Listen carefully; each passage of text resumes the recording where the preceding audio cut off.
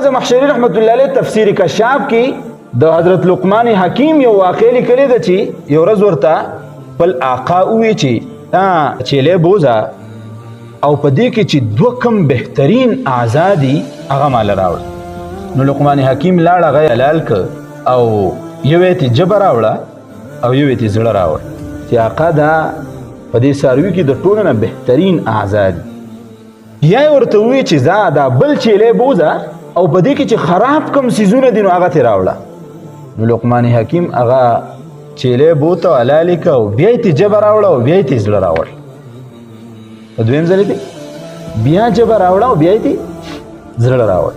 مالک ورته وی یو پیر دې بوت هم جبه او زړه دې راوړ، په دویم ځل بل بوت هغې نه هم جبه او زړه راوړ. یو طرف ته دې وي چې ښه دي او بل طرف ته وی چې خراب دي. نو لقمان حکیم ورته وی خپل آقا ته چې دا ګوره یاد ساته دا دوه څیزونه داسې دي په جسم کې چې د دې بهترین استعمال دی وکړو نو دا د جسم د ټولو نه بهترین آزادي، او که د دې خراب استعمال دی وکړو نو دا په جسم کې د ټولو نه خراب آزادي ګوره. نو رسول الله صلی الله علیه وسلم ارشاد او فرمایا چې امسک علیک لسانک. عقبة بن عامر د خپل جبه حفاظت ته وکا، ډیر ګناهونه به کنټرول شي. امام غزالی رحمت الله علیه احیاء علوم الدین کې لیکلی دي چې کوم یو انسان دوه کارونه وکي د زندگی به د رسول الله صلی الله علیه وسلم د طریقې موافق تیریږي. یو د انسان جسم دا ظاهر دی او بل باطن دی. چې کوم یو انسان د منځ پابندي کوي د ظاهر به برابرېږي، او چې کوم یو انسان د جبې حفاظت کوي، رد بدی کنزلی خوشی خبری غلطی خبری دا چاته نه کوي، امام غزالی رحمت الله علیه فرمایي د باطن به برابري. دا جبه داسې یو څیز دی چې د دې د وجې نه د انسان نه ډیر ګناهونه صادر کیږي.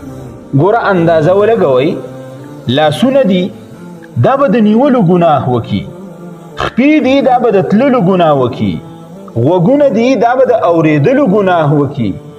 خو جبه داسې یو عضو دی چې رسول الله صلی الله علیه وسلم په خاصه توګه باندې دا ذکر کړه، د دې دپاره یې ذکر کړه چې ګورې د دې جبې نه ډېر لوی نقصان انسان ته رسیږي.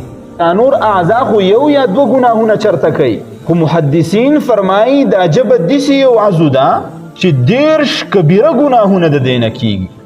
په هغې کې دروغ دی، غیبت دی، چغلي ده، په چا پسې رد بد ویل دي، د چا خلاف منصوبه تیارول دي، کلمه د کفر ویل دي، د چا مذاق اړول دي، په چا پسې ټوقې ټقالې کول دي، چا له غلطه مشوره ورکول دي.